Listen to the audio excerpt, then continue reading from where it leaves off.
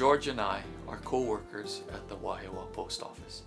George has been suffering for a long time of an illness called hepatitis C. But one day last year, I felt a prompting from the Holy Spirit to go and speak with George. I saw him in the parking lot, and that was the most opportune time to speak to him, just one-on-one. I asked him about his illness, and he spoke about his illness, about how long he's had it, that it is a life-threatening illness to him. But in that conversation, George changed the subject to his marriage. He talked about his wife. He talked about the things that he has to go through with the medication that he's taking, as well as with the disease. And he is very much concerned about the welfare of his wife. She has to go along in this journey with him. He felt that maybe a separation right now would be good between him and her.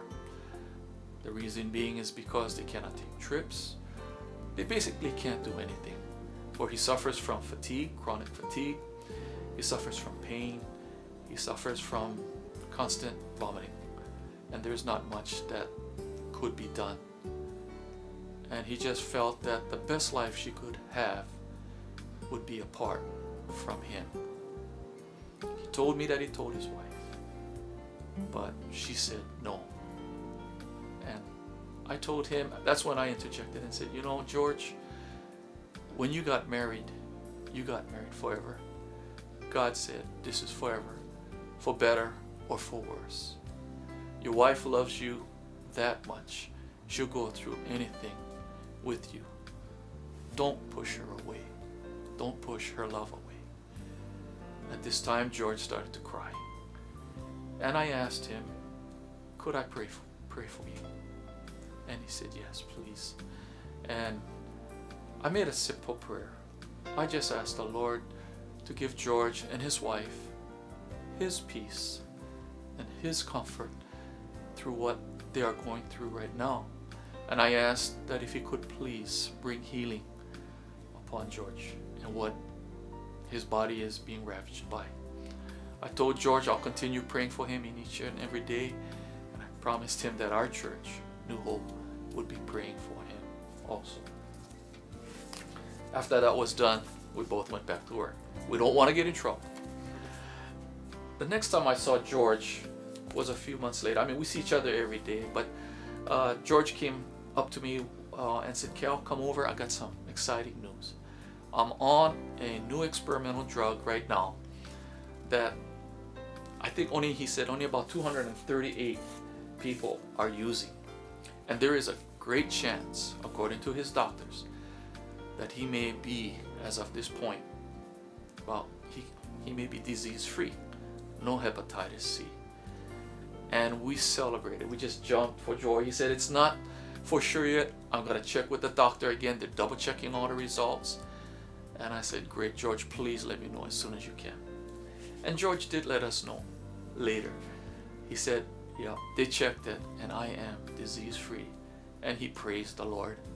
And he knows that God has spared his life for a reason. There was no other treatment for George to take except this new experimental drug. And again, like I said, out of 238 people taking this drug, he's the only one that has come out disease-free. A few months later, this must be about 4 months after we had prayed together in the parking lot, George again, we meet at the case while we work, and he said, Cal, can I talk to you? And I said, sure. He says, Cal, you know the time that we prayed and we talked? That day, my life was saved. And I said, what do you mean, George? And he said, my life was saved not from hepatitis C. My life was saved from suicide. I had planned it in my mind that day, that very day that you talked to me. I already knew what day I would do it on. I already knew where I would do it. And I knew how I would do it. He's a Vietnam vet.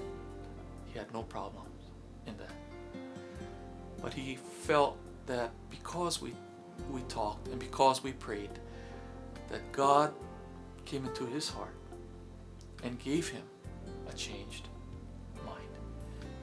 He turned it all around, and now he was working towards getting well. He found hope. And after that, again, okay, we get dirty looks from the boss. Gotta go backward. The story continues. This is something that George doesn't know that happened that day that he talked to me. I went on my route, doing my route and delivering my mail, and I just started to cry.